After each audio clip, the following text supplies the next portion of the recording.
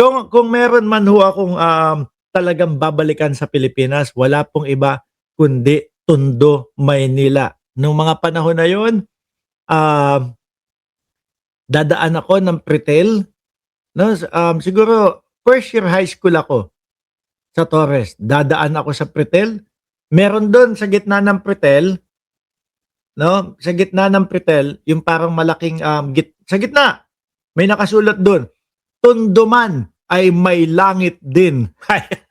Ayan, oh, ayan. Anyway yun mga kababayan, pumunta na tayo doon sa topic natin. Philippine Military Institute, hindi po yun. No, yung PMI, yan talaga yan. Pero doon sa gilid ng Totoban, kung saan po yung Ricaport, doon po yung tinatawag na eskwelahan na PMI. Paaralang malapit sa ilog. Kasi gilid lang eh. Nakalimutan ko lang yung pangalan eh. Kasi ako, graduate ako ng Torres High School, tapos Lakandula yung kasunod, medyo malayo na, malapit sa bahay namin, yung para lang malapit sa ilog. Ayun. Anyway, comment nyo dyan kung merong mga malapit sa Ricaport o malapit sa Tutuban na nakatira dyan. For sure, alam nyo yan. Ngayon, no, mga kababayan, rekta na po tayo. Naku po, no?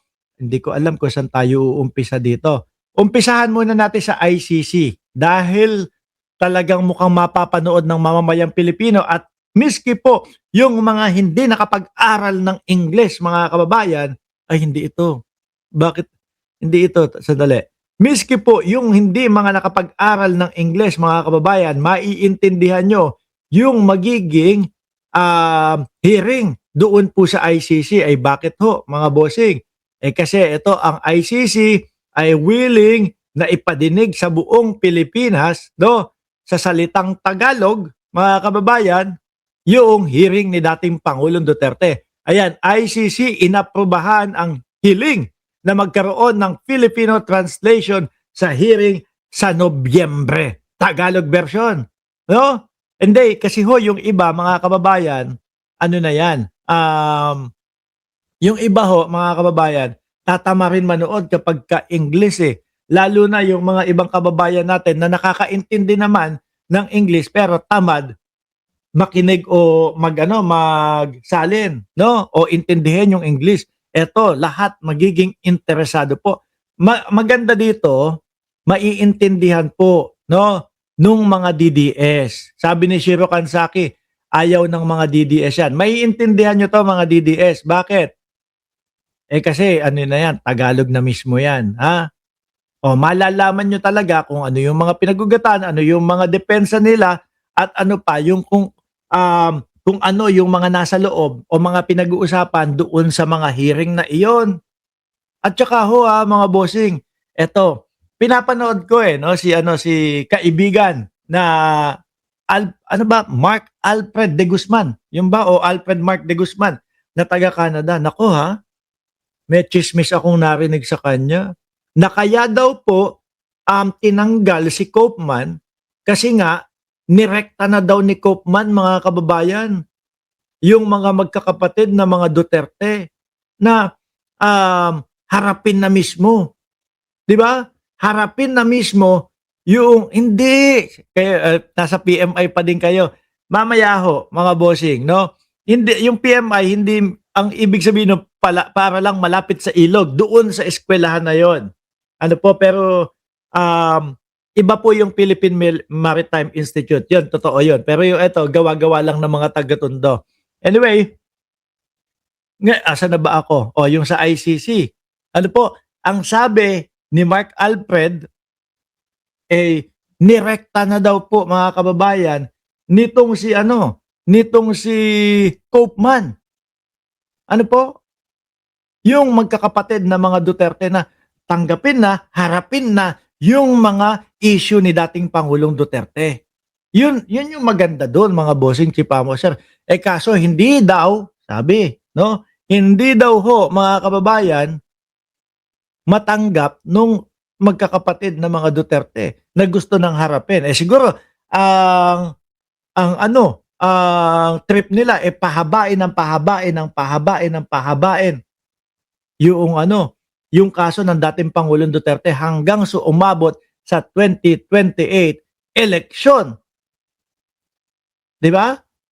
Kasi nga, ang nakikita natin mga boss chipamo sir, ang estilo ho nila ay gagawing parang Malaninoy Aquino. 'Di ho ba? Gagayahin yung gano'n kaso ho mukhang hindi naman po effective sa kanila. Ano po, tapos meron pang sinabi si Alfred Mark, oh, si Mark Alfred, 'di ba? Meron pang sinabi na sana daw if ever kung sakali alam naman natin na malapit na ang dating Pangulong Duterte, mga kababayan, malapit na. Alam niyo na yung ibig ko sabihin, ano, alam naman natin magagalit yung mga DDS.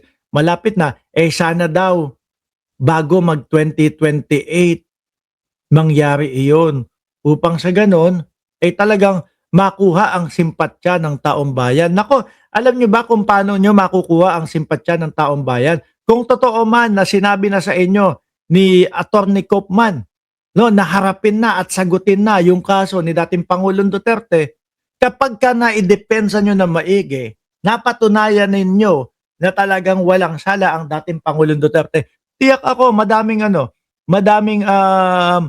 makikisimpatya sa inyo. Pero hindi. Ang gusto daw po ng magkakapatid, mga boss chipamo sir, puro yung mga segue.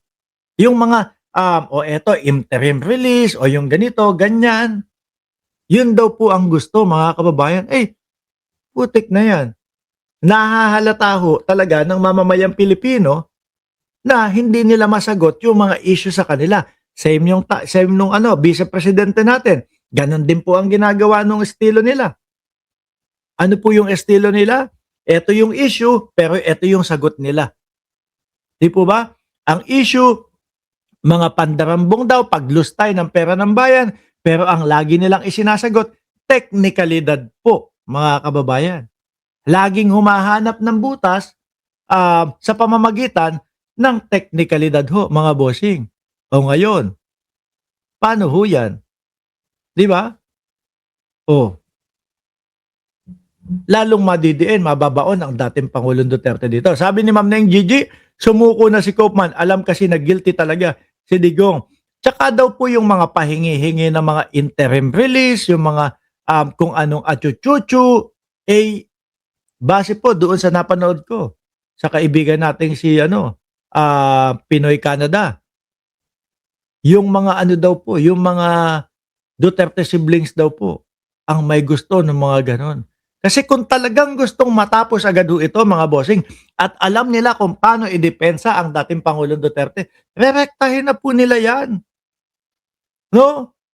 Pupuntuhin na po nila yung mga sagot o yung mga issue sa kanila. Hindi na lang magpapaligoy-ligoy pa ho. Sabi ni Lina Villalon, may sense si Kopman dahil wala ng hope ilabas si Verdugo dahil blatantly guilty.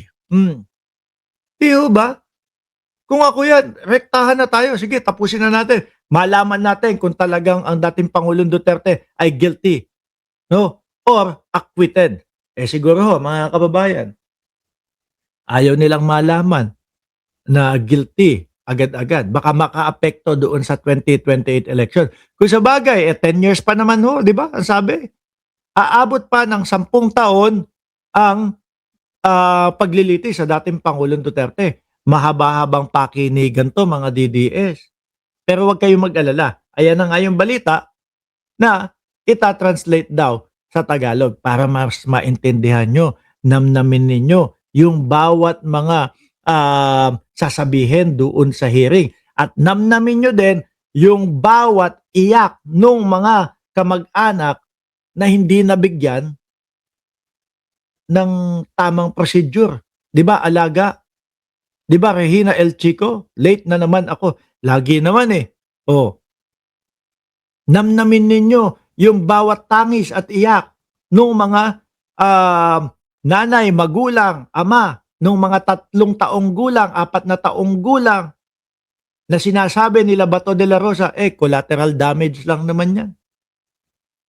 'Di ba? Alam nyo, masakit ho mawalan ng anak.